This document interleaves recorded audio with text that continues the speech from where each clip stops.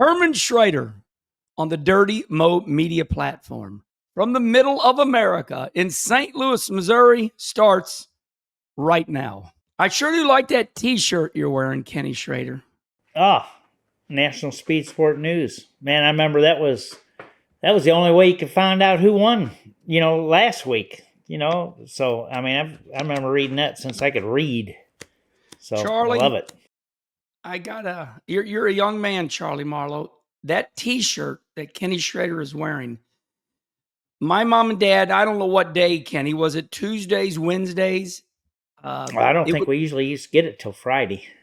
Yeah, something like that. So it came from New Jersey. Who owned that? I forgot. Chris Economaki. The great Chris Economaki.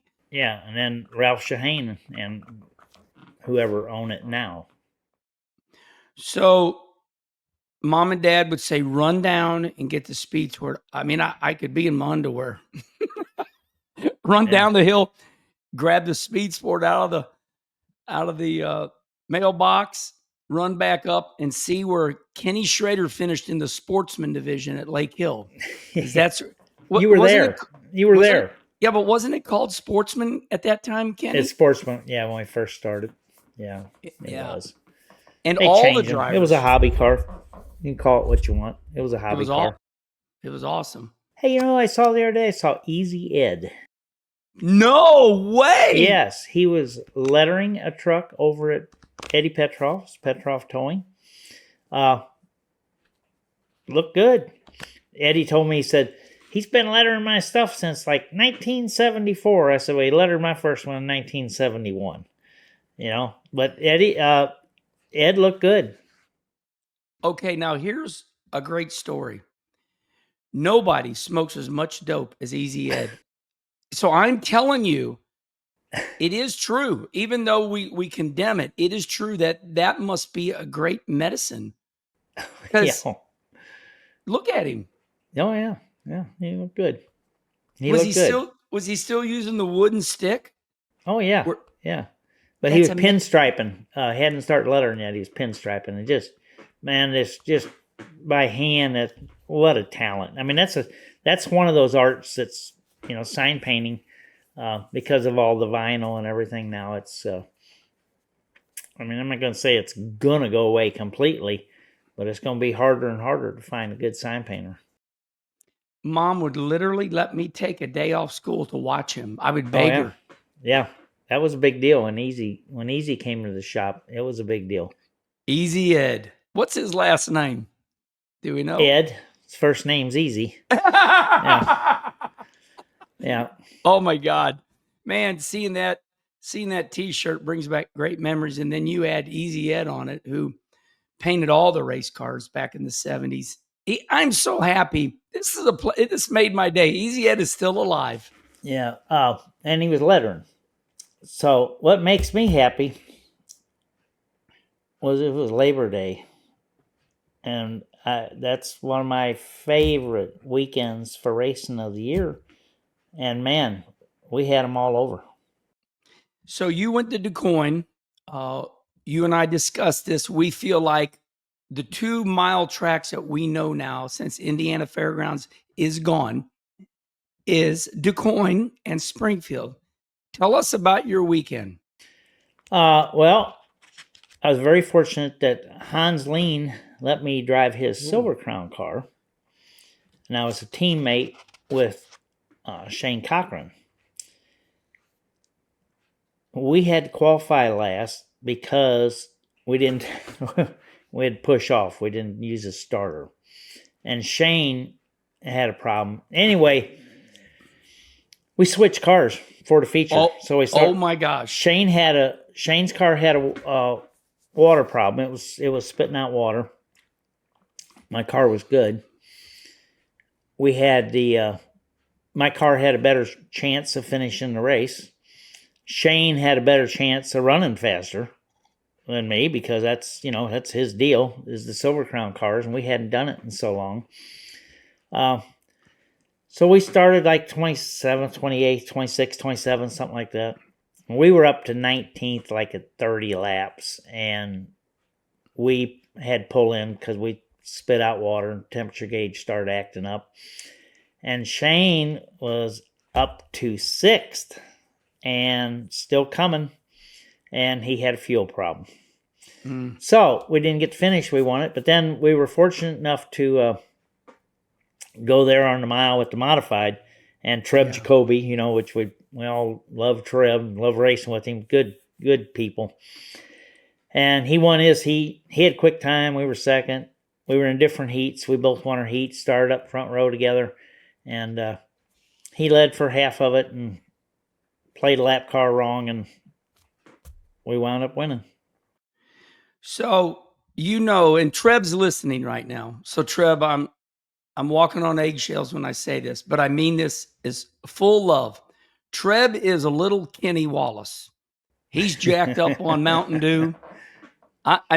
Treb loves racing. And, you know, I used to get aggravated with Treb because he was like me, just would not, you know. That aggravates you? Yeah, a little bit. Yeah. I told him. And his dad come over, Bert goes, "Why did you quit following Treb on social media?" I said, "Well, his last post was me and Dean Hoffman was in his way." And I said, "Okay, we're done." He has no respect for me. So now Bert and the whole Jacoby family, we love each other dearly. Treb had some growing up to do. But then I realized a lot of it was me. It was my fault because he loves racing so much that he's just super excited like me. Yeah. Yeah. No, I was following him, you know, and I wanted to win the damn race, but I was following him and I stayed on him, just to kind of make him get aggressive with the lap cars. Because the place is pretty narrow, you know, and it gets dusty on the outside. It's pretty narrow. If you mess one up, you know, you can have troubles in a heartbeat. So I kind of kept a little pressure on him. And I was, he played one wrong. We got by. Then we were okay.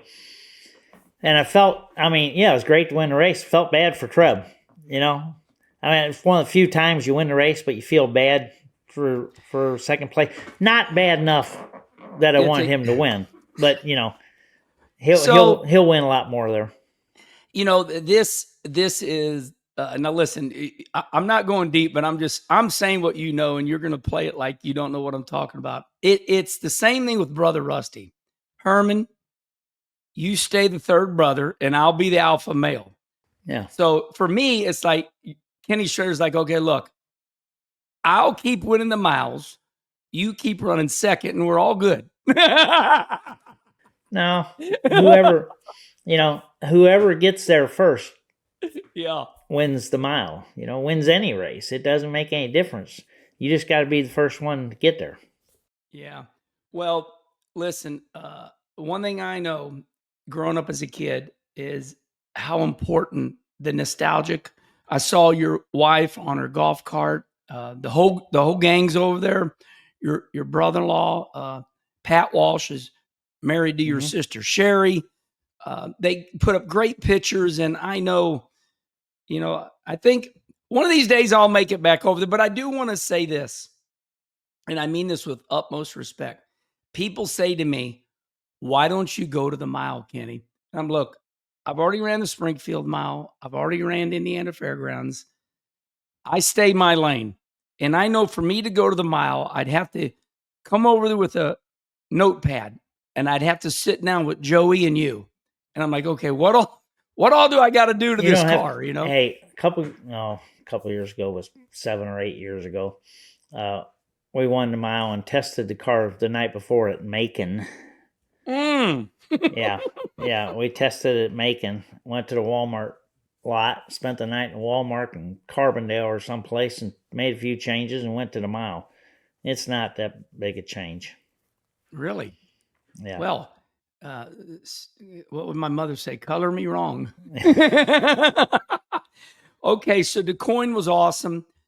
Kenny, what all I do want to go through all the divisions there, because like Speed Sport, DuQuoin deserves its attention. I know ARC was there. What all divisions ran there? They don't run many. Saturday, the USAC Silver Crown cars were there. Right. And C.J. Larry won the race, led most all of it, I think. He didn't start up front. Was He that didn't an start emotional on the front win? row. I think that was an emotional win for him about his dad or something. It was his first win on a mile of dirt, I think. Oh, But okay. anyway, it was a good race. 28 cars.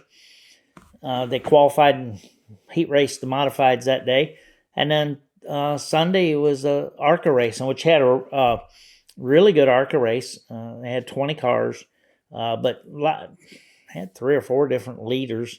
It was a good race, and I went up grandstands and watched most of it, and it was under the lights. It was neat. Butterbean won, so that was cool. He's on a roll. Oh, he's on a roll. Good kid. And I'm just very partial to that series. So we run our race before them on Sunday. They qualify. We run our race. They line up and run. And, it's been, I don't know. The Saturday race was the 71st annual Ted Harm Memorial. Wow. Now that was a IndyCar race back in the day. Maybe 1974 or something, they took the dirt tracks off the IndyCar schedule. But up until then, right over here, I got the trophy Foyt won in 1960. It was his first IndyCar race win at DuQuoin, Illinois. So when I say that A.J. Foyt, Mario Andretti ran dirt, is it because they wanted to run dirt or they had to because of points? Well, that's what you ran. You ran dirt and asphalt. You ran whatever. But the IndyCar series, the Hoosier 100 was the second highest paying IndyCar race of the year. I'll be damned, Charlie. Yeah. So you'd run the Indianapolis 500, the world's greatest race, and then Kenny's just taught me a big lesson. Did you know that, Charlie? I had no clue. That's pretty amazing. Yeah. Foyt one year, I don't know, 65, 6, something like that. One Springfield, I think it was one Springfield, went to Milwaukee the next day, and his IndyCar rear engine car wasn't ready, and he unloaded his dirt car and put pavement tires on it and sat on the pole and run second. You can Google that photo, Charlie, because it's A.J. Foyt Milwaukee dirt car, and it shows him. I think he's starting next to Dan Gurney, and Gurney's like looking up at him in that car. He runs second because they weren't geared up for the quick refueling like the rear engine cars. But he set the sport back 20 years right there. You say this so beautifully, and I am in utter, I'm not exaggerating, I'm in shock right now. I can't believe that. That is so awesome. It was really cool. And I was down there a dozen years ago. It's something. I stopped in at Houston's shop. There it is. Yeah, show the lineup. I think that bottom photo. Show that bottom photo. So he ran dirt with that the day before, and then ran unreal. Yeah, there he is on the pole. Hold it way up there, yeah. That is there amazing. He is on the pole in that dirt car, and that's all rear engine cars behind him for a ways, and he set it on the pole. That is unbelievable, everybody. For everybody that is on Dirty Mo Media right now, Charlie, tell everybody, now on YouTube, Charlie, everybody can see this. How did you find that, Charlie? I just Googled A.J. Foyt Milwaukee dirt car. Wow. Yeah. That is unbelievable. And he's got to be sitting feet higher. Like, we I guarantee the top of his helmet's a couple feet taller. So much for low CG. Yeah. In those days. Yeah. So. Wow. That just blows me away. Okay. So DuQuoin lives on, everybody. It's still rolling, and it is exciting. And a shout out, Kenny. You were there. Tell us about our local Kyle Steffens. He ran good. Kyle ran real good. He finished 5th or 6th, maybe? 6th. Yeah, and he ran 4th for a long time. but Kyle, I mean, he qualified up good, and he ran real good. You know, and Kyle's won a couple modified races there. Yeah. But I mean, he does an excellent job in that Silver Crown car for no longer than he's been in it. Yeah, and Kyle Steffen's family's got a lot of Kenny Schrader type in them because Wally is a open wheel guy, you know, owned Webb Spalding's car. And when I ask Kyle, I say, Kyle, why do you do that? He goes, man, it's all Dad and, you know, Wally. And, you know, I'm like, okay. You know, because never really understood what Kyle was doing. You know, I said, what are you doing? You know, you go back and forth in cars, mods. But he says he's getting ready to fire the mod back up. And, but man, what a great family tradition it is over there for everybody. And, hey, before we leave DuQuoin, I got to tell everybody this story. We're talking about Treb Jacoby, who's a great race car driver who, you know, is a lot like me. And, but Treb said one of the reasons they really go over there is the grandpa loved it so much that the grandpa died and got cremated, and they literally dumped the ashes out on the back straightaway. That's so as crazy as we all think, whatever we think, that's how emotional DuQuoin is for the Jacoby family. Yeah, I went there first time with Daddy in '63, and I've just been wanting to go every year since. But it was a long time ago they dumped them ashes because we weren't using many tear-offs.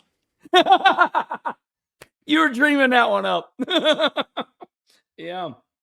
Well, Charlie, deep breath. I know that when Dirty Mo Media and you all edit this up, you're all about NASCAR all the time. Because that's what gets the clicks. We never get no good dirt shorts. But we tried like heck, Kenny Schrader. So well, I think we can. I think we'll show that AJ Foyt picture. That's pretty good. Yes. That's the way we did it, Kenny. that was badass right there. Well, there was racing everywhere this weekend. It always is. Memorial Day, Labor Day, a lot of specials. Yeah, do that one, Charlie. That's badass. Okay, we are going to head to Darlington. Speaking of history, the track that's too tough to tame, the Lady in Black.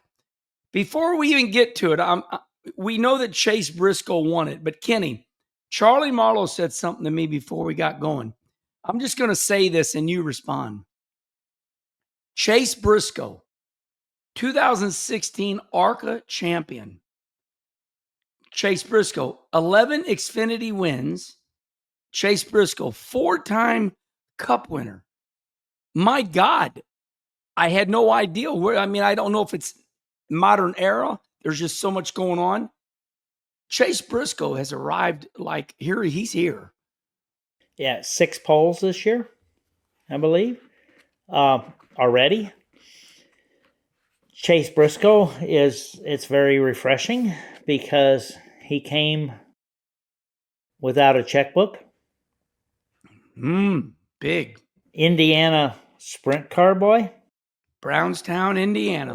Well, yeah, I mean, I don't know which track was local. I heard him say it the other day, which was his local track.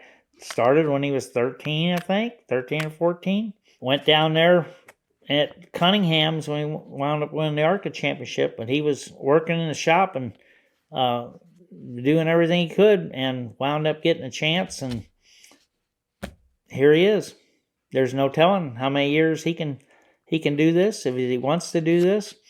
In Victory Lane with the one little older boy. I don't know how he is, 4 or 5. I don't know. And then the pair of twins.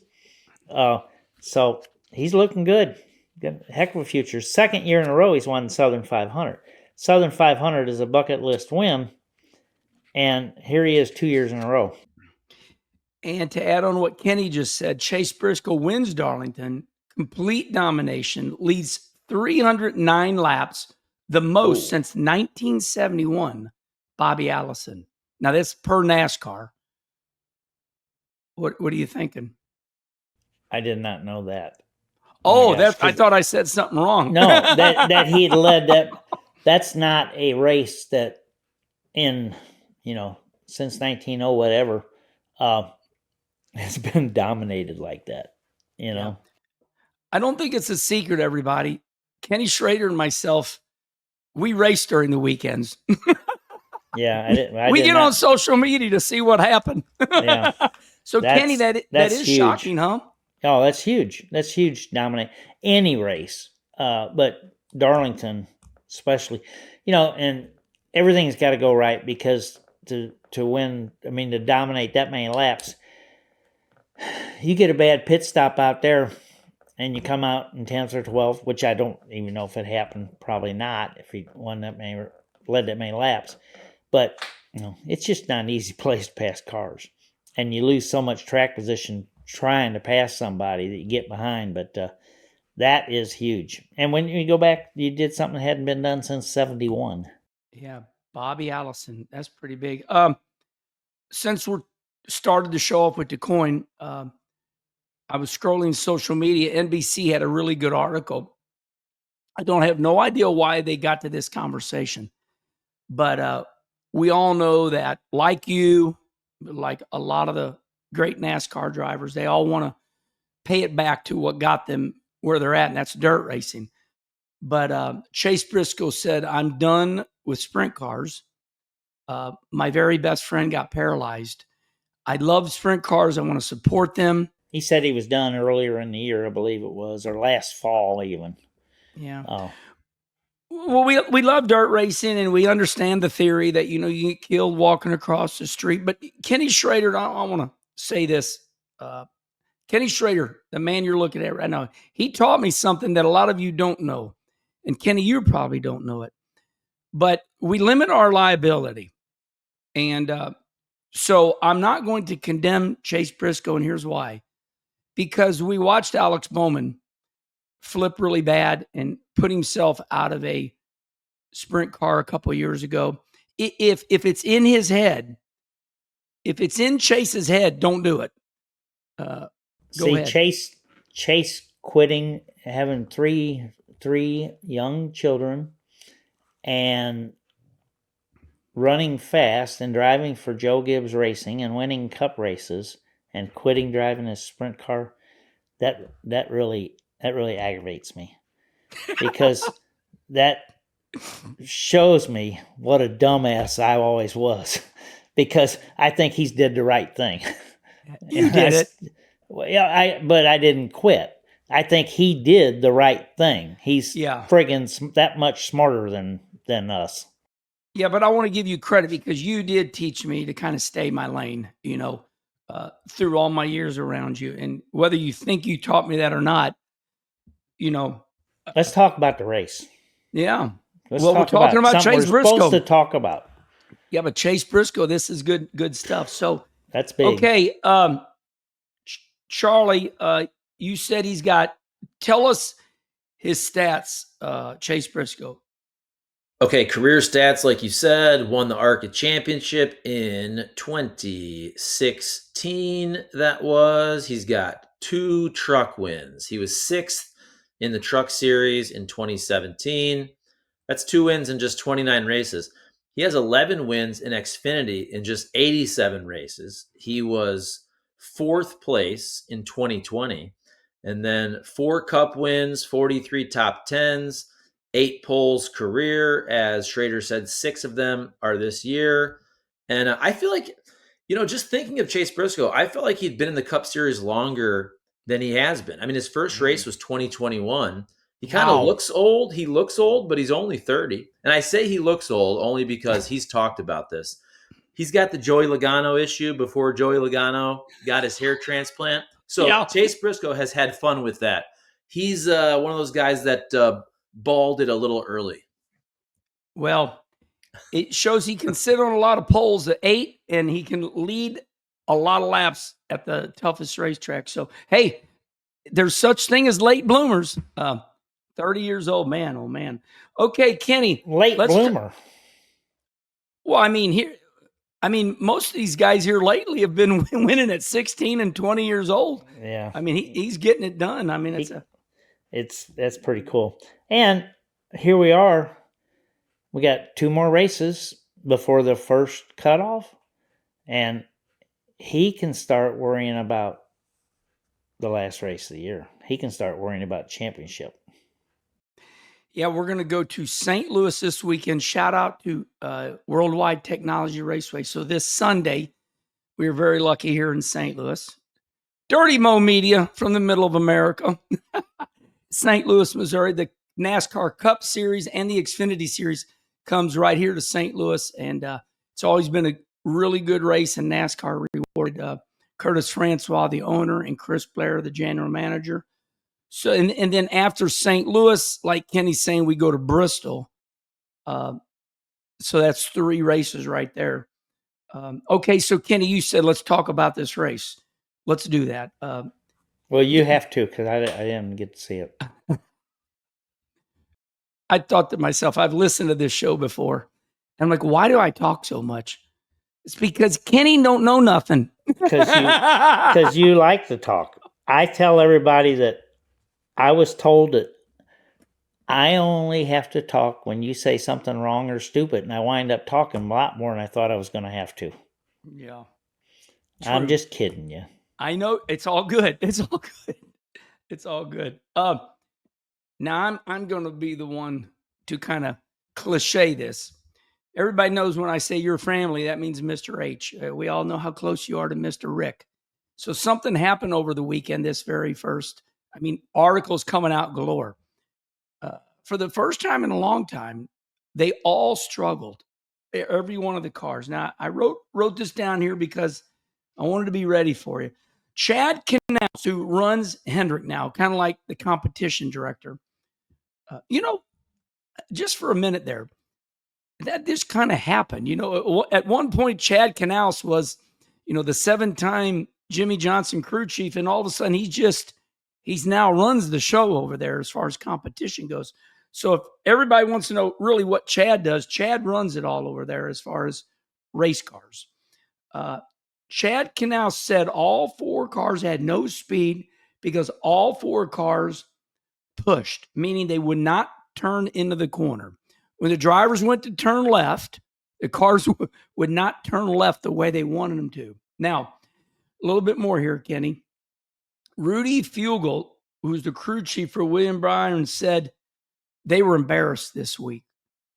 All 4 cars, and this will be the end of this, and then I want you to comment. So, number 1, Alex Bowman finished 31st, lost 2 laps because of a bad air gun at the start of the race. William Byron, who was your regular season champion, just didn't run good and finished 21st. Kyle Larson was like their best. He was running 10th to 15th, but he had splitter damage. He finished 19th. And Chase Elliott told the media afterwards, he goes, I don't know what was wrong with us. Y'all got to tell me. He finished 17th. So in the racing world, Kenny, the highest team there is in NASCAR right now, the ones that have had the most success, they struggled mightily. What's your thoughts? It happens, and I know that, those very top teams, any of the teams, but those very top multi-car teams, when it happens, it's a full court press around the shop come Monday morning. But I know what it's like around HMS when things don't go right. And I would look for a lot better performance this week because they hit it hard. Now, and all the teams do, but they have so many resources in it, and they hit it hard. But it does happen. I like the way you said that. You know that, like, Chase finished 17th. You know how good yes, that's bad for them. But you know how good an effort it takes to finish 17th? Yeah. They're 40 cars. They're just used to having that extra edge, and they didn't have it this week. But they'll get it. I want to add this in there. This new next-gen car has caught a lot of racers off guard, including big brother Rusty Wallace. Rusty's used to building his own race cars, getting an advantage on the competition because I can build a race car better than you. And now you put a good driver in it, and now they're going to smoke the field. this next gen car, now it shows that, everybody's got the same car. Drivers are good, but they're not as great as we thought they were. And yes, the best ones do still rise to the top. But my opinion is, and I had a conversation with this about Rusty. It is good. It is awesome to think you are the greatest of all time. But now all these guys got all the same cars. And it can just take something small with this next gen car. And it really has equalized all the teams. And that's where Hendrick, as good as they are, they find themselves now, they're not allowed to build that car, that dominates. They're still allowed to do one of the maybe up to 1,000 different adjustments on it. And it's no different than forget about this car.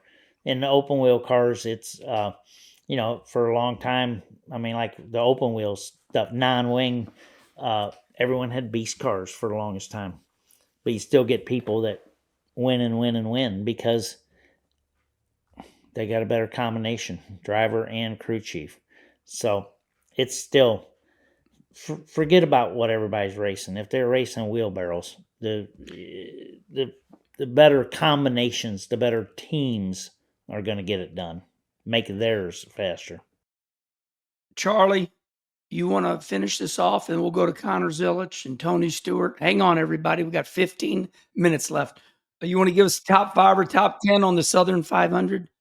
Top 10 Southern 500. Let me look. I just switched to the playoff results. So here's the top 10 Southern 500. Chase Briscoe wins. This was Toyota domination, by the way. Toyota 6 of the top 7. It's interesting. Illegal. But you guys were talking about Hendrick. Remember, St. Louis coming up. This has been a Ford track. St. Louis has been a Ford track with Cindric winning and Logano winning. But so Briscoe wins. Reddick second. Almost chased him down at the end. Eric Jones third. John Hunter Nemechek fourth. AJ Allmendinger with the top 5. He's 5th. Bubba Wallace 6th. Denny Hamlin 7th. Kyle Busch 8th.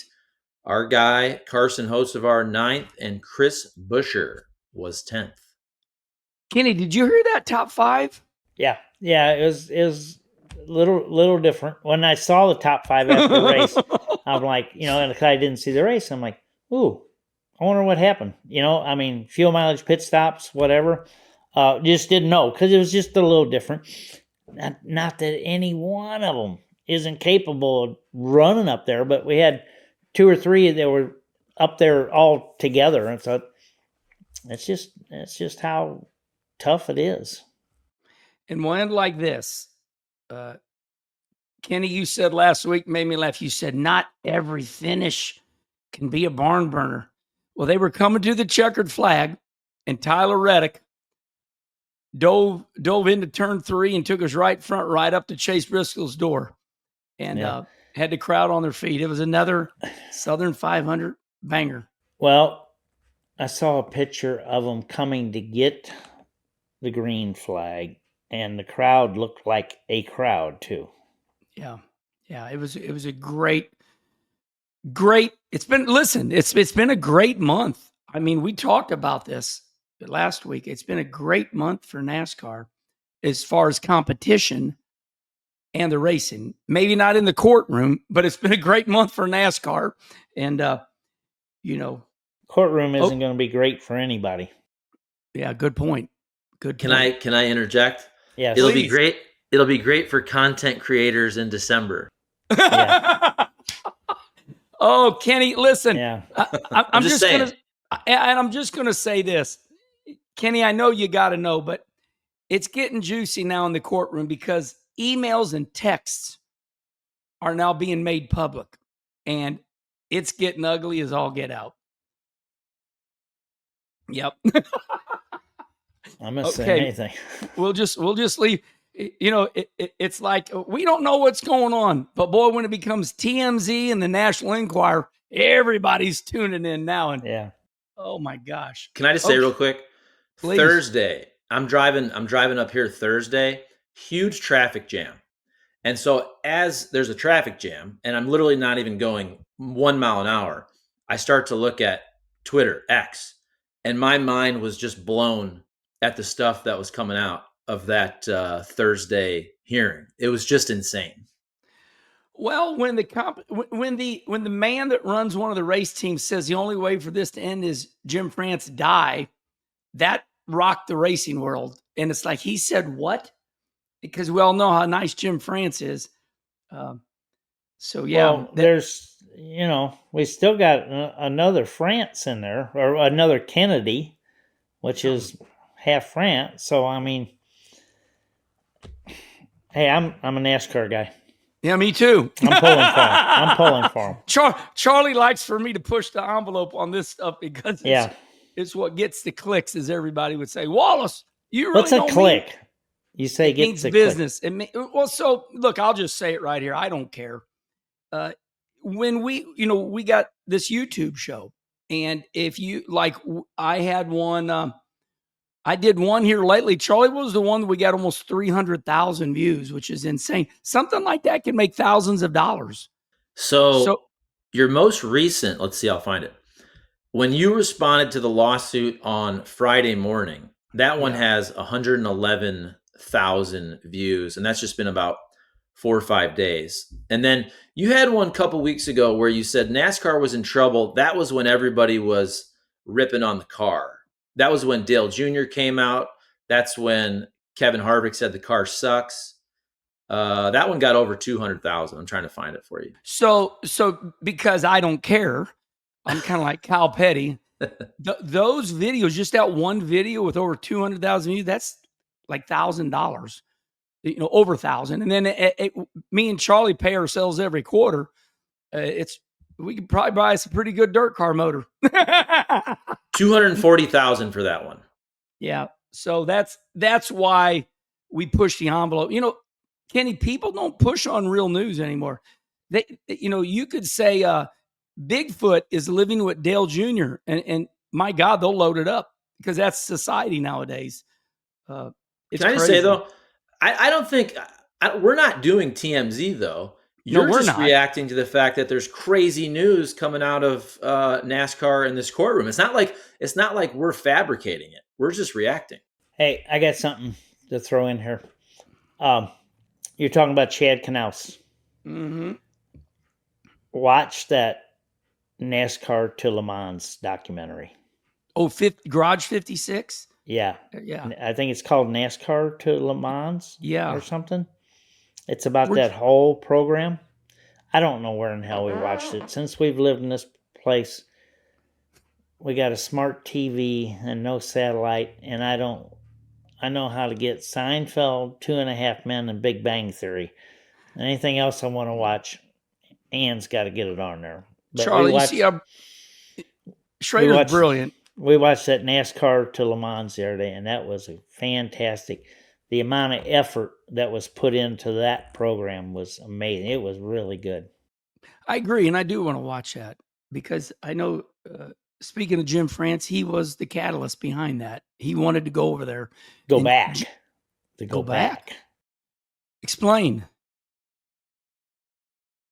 I don't know, 75 or 6 or something. And I don't remember who went over. I know Mr. Donlevy and Truxmore Ford went over. Wow. And that's awesome. I think there was maybe 3 of them that went over. I don't think they finished, but he wanted to go back and show them. But when they went over there and the car had to go faster, then they made it go faster. And then it's like, well, now it's going too fast for this class, but it's not fast enough for this class. And Chad's like, tell me how fast you want the car to go. Is that what he said? Yeah, I said, you just tell me how fast you want the car to go. It is really, really, really good piece. That is interesting. It's kind of like, your 100 lap. You didn't know NASCAR went to Le Mans before? No, I did not. I knew that Jim France had a love for, Europe type racing. And Jim loves, flat track.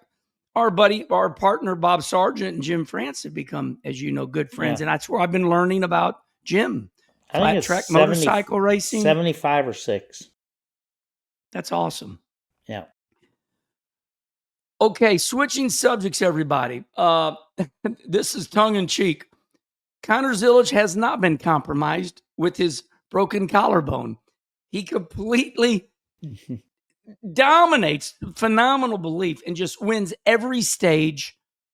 Kenny, this collarbone. I mean, is he going to? Okay, this is funny. Now, go with me. Is he now better since he's got a plate in his collarbone? No, it just doesn't hurt as bad now.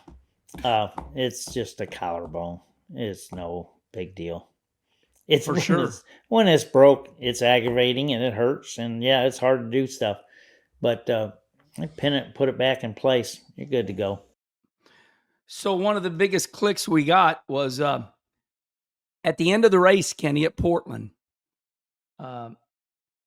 NASCAR said, okay, if you miss the first corner, you can hang a left, and instead of coming to a stop, you can go through these chicanes that are definitely going to slow you way up, and it's going to be bad. So Connor Zilisch comes flying down in the corner on the last restart, gets the wheel hopping, takes the escape route, and gets through it quicker than he could the real race. And the crew chiefs went nuts. And I'll tell you after the show, but one of them called me. And he said, Herman, I'm telling you, this Connor Zilisch has got to be cheating because he's just killing us every race, no matter where it's at. And I said, I think I've seen this picture before. It was Jeff Gordon and Ray Evernham. Yeah. So, yeah. Yeah, it's all been done before. Someone come in and haul butt and it'll get done. There'll be another guy after Connor.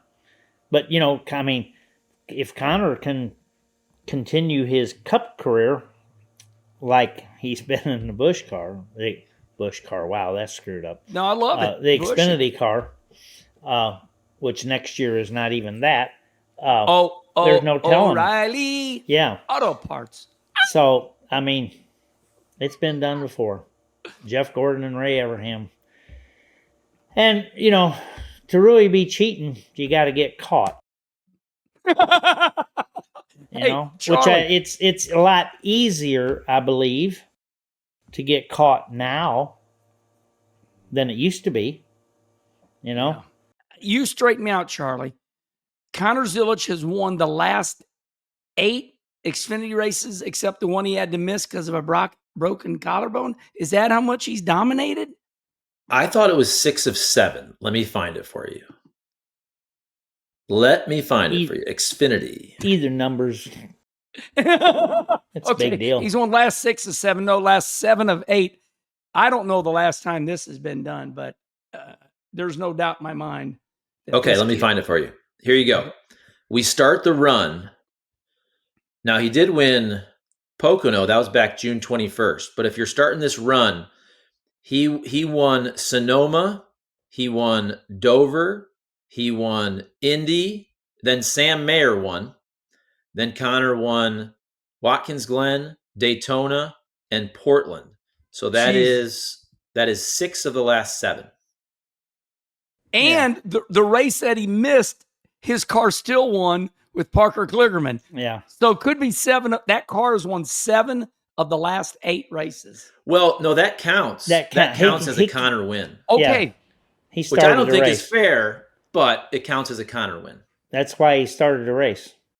Yeah. Good point. Okay. Kenny, we would be remiss if we did not talk about this. Our hero. We're switching subjects, everybody. Now I'm going to say this, and you rough me up. Tony Stewart becomes the greatest race car driver of all time by winning the NASCAR Cup Championship, Indy Wheel, Open Wheel, Kart, whatever they called it, when he won the IndyCar Championship. And now, over the weekend, he won the regular season NHRA Top Fuel Championship. No one in motorsports history has done this. No, Tony, he was already on that list. He was already the guy. But you know who the other guy is that has won a Cup race, an IndyCar race, and an NHRA Top Fuel race. Not a championship. John Andretti. John Andretti. That's pretty awesome. I said that on Coffee with Kenny. But yeah, Tony's the guy. Always has been. Wow. Kenny Schrader agrees with me, everybody. Charlie, edit that piece out. You know, it's like a little fly in my ear. I got to have fun with this. You know, there's that group. I don't like the playoffs. Well, NHRA's got the playoffs. They copied NASCAR. Lucas Oil Late Models got the playoffs. They copied NASCAR. It seems to be working out pretty well right now. Here we are. I think we covered it all, Kenny. Jokes or whatever Kenny Schrader has to say, or Charlie. Well, the only thing, and I don't have all the results, but we had huge late model races this week. The Hillbilly 100. Oh, we did. That's right. Yeah. And we had huge sprint car races. Did Rico win? He's won. Rico's on a heater. 6,000 and Skagit. Rico Abreu on a heater, everybody. Yeah. And it just, I have to sit down, really go through who won everything this weekend, but it's such a big weekend for motorsports. You know, we need to add that in to this show at the very end like this, just whatever you want to say. And I want to say this, Kenny, I thought it was really awesome that you were at Federated Auto Parts Raceway Park. You were there last week, keeping an eye on the baby that you built, you and Ray. I didn't do nothing with it, but well, you know, I just went and watched. So this week you were at DuQuoin. Let me tell you what was pretty awesome, and you can straighten me out, but they tell me this. They got the drifting people that, you know, drift the cars, Yokohama tires. They get a hold of Josh Carroll, and they say, let us rent that little old go-kart track. Yeah, it's a half mile. Well, I'm going to tell you what, I pulled in there about 4:30 because Josh made a good call this time with, you know, the temperatures are cool. It's getting darker a little earlier, so we started practice at 5:40. And this drifting deal, holy moly, there was Jimmy Deering told me this, so that's my source, 100 cars. That's and cool. Kenny, they drifted around that go-kart track like it was made for those guys. And there is a theory. Now, you always say, what did the crowd look like? And it was one of the biggest local crowds of the year. And when I looked in the grandstands, I was like, whoa, what's going on here? Jimmy Deering seems to think that the drifting crowd stayed and paid the whatever it is to get in the grandstands.